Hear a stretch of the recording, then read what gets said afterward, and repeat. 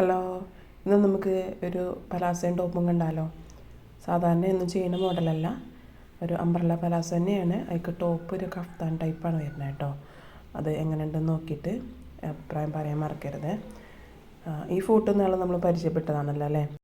അപ്പോൾ പലാസോ പാൻറ്റിൻ്റെ അടിഭാഗം മടക്കി തയ്ക്കുകയാണ് കേട്ടോ. ലേസ് വെക്കേണ്ടിയിരുന്നു കഫ്താൻ്റെ ചുറ്റും, അപ്പോൾ അത് സെലക്ട് ചെയ്യാൻ പോയി. ബട്ടൺ ഹൗസിൽ നിന്ന് നോക്കിയതിൻ്റെ ഫോട്ടോസാണ് ഇട്ടത്. അവസാനം ഈ ഒരു പച്ച ലേസാണ് കസ്റ്റമറിന് ഇഷ്ടമായത്. ഈ ഒരു ഫോട്ടോ കൂടി പരിചയപ്പെടുത്തി തരുന്നുണ്ട് കേട്ടോ അടുത്ത വീഡിയോയിൽ.